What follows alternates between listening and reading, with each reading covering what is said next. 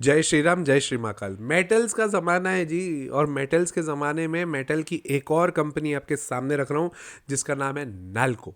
और ये वो कंपनी है जिसके ऊपर मैं बातचीत कर रहा हूँ सितंबर से। और सितंबर से कह रहा हूँ कि भाई साहब ये वाली कंपनी भाग सकती है, आपके पकड़ में नहीं आएगी। बट अभी ये वीडियो बनाने का क्या पर्पस है, क्योंकि इसमें काफ़ी कुछ न्यूज़ है और काफ़ी हद तक इसका स्कोप डिसाइड करना भी ज़रूरी है, और इसी के ऊपर ये पूरा डिटेल वीडियो है। बट ये ध्यान रखिएगा, इसको बाइंग सेलिंग रिकमेंडेशन नहीं है, इसको बाइंग सेलिंग के हिसाब से मत देखिए, इसको एजुकेशन पर्पस के हिसाब से देखिए और समझिए कि किस तरह से ऐसी कंपनियों को डिटेल में देखा जाता है, लंबा व्यू बनाया जाता है।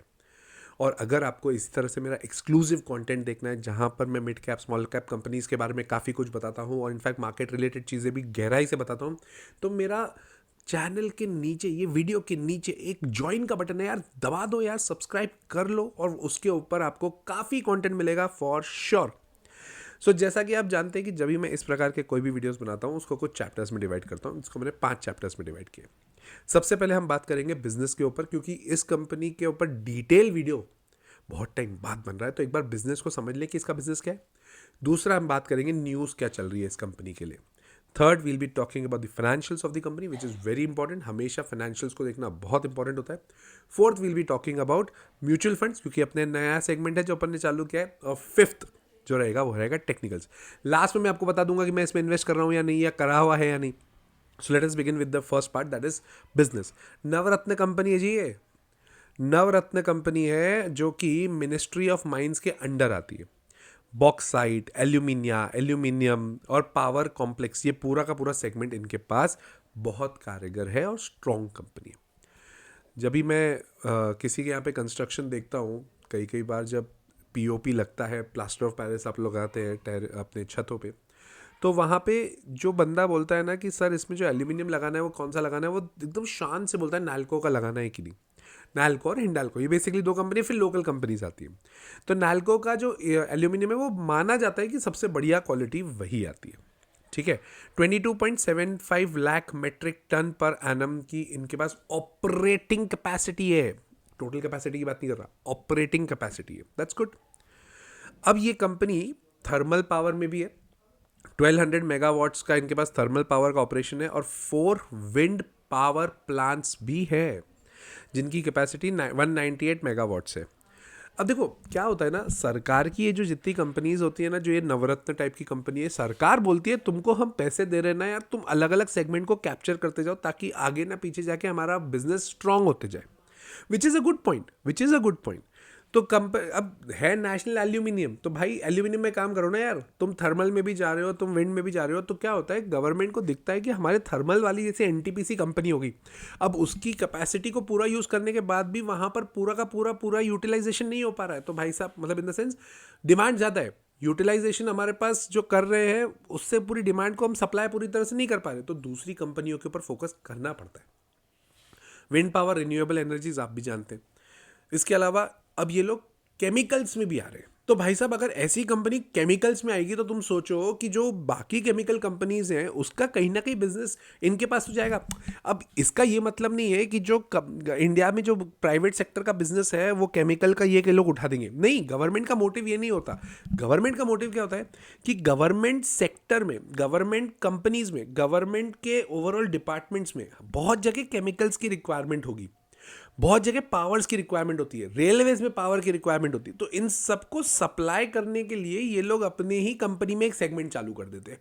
तो नाल्को में भी इन्होंने इस तरह से ही काम किया है। रही बात, ये लोग अभी जॉइंट वेंचर कर रहे हैं फॉर कॉस्टिक सोडा प्लांट और एल्यूमिनियम पार्क के लिए। एल्यूमिनियम के ऊपर देखो, पहली चीज़, गोल्ड और सिल्वर कहाँ भागे हैं आप भी जानते हैं, मैं भी जानता हूँ। कॉपर कितनी तेज़ी से भाग रहा है वो भी देख रहे हैं हम लोग। ये वाली कंपनी बोल रही है हम एल्यूमिनियम के ऊपर फोकस करेंगे, तो अभी जो नेक्स्ट लेवल के सेक्टर्स होंगे ना वो एल्यूमिनियम और कॉपर ही होंगे। अभी ये जब तक इसका हाइप बना हुआ है, इसमें सिर्फ एक ही पंगा आएगा, जब चाइना अपने आप को इन्वॉल्व करेगा ना ऐसे सेगमेंट में, तो भाई साहब फिर ये कंपनियां नीचे बैठेंगी, जैसे टाटा स्टील भी बैठा। मैं आपको इसका एक मैकेनिज्म समझाता हूँ, इसको प्लीज समझिएगा। होता क्या है, वर्ल्ड में सबसे ज्यादा मेटल बनाने वाला जो कंट्री है वो है चाइना। ये मानो नहीं मानो वो मास्टर है, वो मैन्युफैक्चरिंग जाइंट है। अब होता क्या है कि चाइना जब तक डेवलप हो रहा है, चाइनीज़ इकोनॉमी जब तक अच्छी चल रही है ना, तो चाइना में जितना प्रोडक्शन हो रहा है ना वो इकोनॉमी में लगा देता है। तो चाइना की इकोनॉमी जब तक स्ट्रांग चल रही है तब तक यहाँ पे चाइना में जितना मेटल हो रहा है वो चाइनीज़ इकोनॉमी ले लेती है। अब वर्ल्ड में इतने सारे ग्राहक हैं, उनको केटर कौन करेगा? हम भारतीय कंपनियां वो इनको केटर करेंगी। अब होता ये है कि जैसे ही हम उनको केटर करते हैं हमारा एक बहुत बढ़िया सेगमेंट बनता है, हमारा एक बिजनेस स्ट्रांग हो जाता है, हमारा सब कुछ बढ़िया चलता है। चाइना की इकोनॉमी जब बैठने लगती तो चाइना तो मेटल मैन्युफैक्चरर है ना, अब ये मेटल मैन्युफैक्चरर प्रोड्यूसर है, इसको चाहिए कि इकोनॉमी में डाले। अब इकोनॉमी तो वीक चल रही है, अब अगर इकोनॉमी वीक चल रही है चाइना की तो ये एक्सेसिव मटेरियल क्या करेंगे? दे ग्राहकों को जो अब्रॉड है, मतलब एक्सपोर्ट करेंगे। अब एक्सपोर्ट करने का तरीका क्या? इनके पास तो एक्स्ट्रा पड़ा हुआ था, तो वो क्या करते ना, मार्केट रेट से में कम दे देते। और अगर तुम मार्केट रेट से कम दे रहे हो तो सिंपल सी बात है, जो सामने वाला परचेस कर रहा है दूसरी दूसरी कंट्रीज में, वो तो बोलेगा ना मेरे को सस्ता मटेरियल चाहिए, सस्ता मेटल चाहिए। इंडिया का मेटल महंगा लग रहा है, तो भाई साहब ऐसी सिचुएशन में चाइना मार्केट डिसरप्ट करता है। तो ये मेटल्स की कंपनी तब तक सही चल रही है जब तक ये चाइना का इशू नहीं है। अदरवाइज जैसे ही चाइना का इशू आएगा भाई साहब, तुम फिर देखोगे कि मेटल कंपनियों में थोड़ी दिक्कतें हैं। आपको क्या करना पड़ेगा? स्टॉप लॉस लगा के शांति से बैठना है। आपको जब तक ऊपर की ग्रोथ मिल रही है लो ना, क्या प्रॉब्लम है, बिंदास लो। Let's come to the next part, that is news. News की बात करें, फेड रेट कट हुआ, उसके बाद ये वाली कंपनियां और तेजी से भागी है, तो कोई दिक्कत नहीं है। Nalco is considered as lowest cost producer, मतलब नैल्को की जो कॉस्ट है वो लोएस्ट है बॉस, मतलब ये मास्टर है इसमें, वो भी किस में? एल्यूमिनियम और बॉक्साइट में। अभी रिसेंटली इनको एक ऑर्डर मिला है 5032 करोड़ का दिलीप बिल्डकॉन से, जो कि माइनिंग कॉन्ट्रैक्ट है। दैट्स गुड यार, बढ़िया कर रही है कंपनी, कोई डाउट ही नहीं है। 10.86 लाख का बीएससी और एनएससी ने इनको पेनल्टी लगाया। ये एक छोटी सी नेगेटिव खबर है, बट 10.5 लाख में इनका क्या ही जा रहा है यार, 11 लाख रुपए क्या ही जाएगा, तो इसको इतना नेगेटिव लेने की जरूरत नहीं है। Let's come to the next part, that is financials. Price earning ratio 9 का है, हिंडाल्को का 11 है। भाई ये दोनों कंपनियां बहुत जबरदस्त है, मेरे को इसमें डाउट ही नहीं है। थोड़ा एग्रेसिवली मैं बोल रहा हूं क्योंकि यार मैं चाहता हूं कि आप समझो कि फिर हम ऐसे में भी हम पैसे नहीं कमा पाए तो फिर कब कमाएंगे। ये मैं रिकमेंडेशन नहीं दे रहा हूं, बट आपको समझा रहा हूं कि जब ऐसे आपको कंपनी मिलती है then you think about it ना। फिर आप अपने फाइनेंशियल कंसल्टेंट से बात करो और सोचो कि इसमें इन्वेस्ट करना है या नहीं। बट इंडिकेशन तो आपको दे रहा हूं ना कि ये कंपनी को ध्यान दो, राइट। रही बात मार्केट कैपिटलाइजेशन, इसका हिंडाल्को से 1/4 है। हिंडाल्को 2 लाख करोड़ पे और ये 58,000 करोड़ पे। फाइनेंशियल्स की बात करूं, sales 4,444, oh what a number, 4,444 crore पे, जो कि पहले 4,073 करोड़ पे थी, 10% से बड़ी है। ऑपरेटिंग मार्जिन 38% था और अब 45% हो गया। भाई साहब क्या खबर है ये, मतलब पहले ये 100 रुपये पे 38 रुपीज़ कमा रहे थे, अब ये 100 रुपये पे 45 रुपीज़ कमा रहे हैं। ये पॉजिटिव नहीं होगा क्या? प्रॉफिट आफ्टर टैक्स 1046 करोड़ से बढ़कर 1430 करोड़ से, तो ये भी बड़ा है। जून क्वार्टर से भी अगर मैं करूं तो रिजल्ट्स बहुत अच्छे हैं, कोई डाउट नहीं है।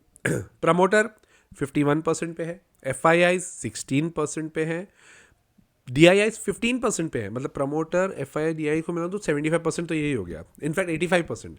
पब्लिक के पास, पब्लिक बेचारे के पास में सिर्फ 14% ही है। ये बहुत पॉजिटिव है बॉस। अब मैं इसको सितंबर से बोल रहा था, तो सितंबर से साप्ताहिक मार्केट अपडेट देख लीजिए। उसके अलावा सितंबर में एक मैंने वीडियो भी डाला था, तब का शेयर प्राइस कहाँ था और आज का शेयर प्राइस कहाँ है, ध्यान से देख लेना। See I can't give you buying selling recommendation, और ये मेरा पर्पस भी नहीं है। पॉइंट सिर्फ इतना सा है, when we understand some fundamentals then you need to take the calls, not me, you need to take the call, right. But उसको कंटेंट वाइज ध्यान से समझिए। टेक्निकली अगर मैं देखूँ तो अभी ये ब्लू स्काई जोन पे है। अब इसका अगला सपोर्ट है 270 का, अब यहाँ से वो ऊपर ही जाते हुए दिख रहा है, बट 270 के नीचे आएगा तो दिक्कत आएगी, अदरवाइज कोई दिक्कत की बात नहीं, राइट। तो इसको ध्यान रखिएगा। हाँ, म्यूचुअल फंड्स तो अपन ने लिए ही नहीं। म्यूचुअल फंड्स में इन्वेस्को खरीद रहा है, बंधन बेच रहा है, छोड़ दो, और बाकी सब फ्लैटिश है। इसके ऊपर बहुत ज़्यादा म्यूचुअल फंड्स खरीद नहीं रहे। क्या मैं खरीदा हुआ? मैं खरीदा हुआ, मेरे पास है ये स्टॉक। और क्या इसको लंबे समय तक होल्ड करूँगा? हाँ, मैं एक बार देखूंगा। मैं अपने स्टॉप लॉस को ना ऊपर ऊपर ऊपर ऊपर ऊपर ट्रेल करते जा रहा हूँ। क्यों भाई साहब? चाइना से मेरे को डर लगता है भाई, मैं तो डरता हूँ चाइना से। वो टाटा स्टील में उन्होंने क्या किया ना, आप देख लो एक बार, मतलब स्टील इंडस्ट्री में क्या किया एक बार देख लो, तो मेरे को तो थोड़ा डर लगता है, मैं थोड़ा अवॉइड करता हूँ। आप क्या करने वाले हो कमेंट करके बताना। और साथ ही साथ अगर वीडियो अच्छा लगता है तो लाइक कर दिया करो यार, और सब्सक्राइब कर दिया करो चैनल। आपके सब्सक्रिप्शन से हमें बहुत मोटिवेशन मिलता है, कर दिया करो ना यार। और साथ ही साथ कमेंट करके बताना और कौन सी कंपनी पर डिटेल वीडियो चाहिए, मैं ज़रूर बनाऊंगा, ये भी तो बनाया है। टिल देन, जय श्री राम, जय श्री महाकाल।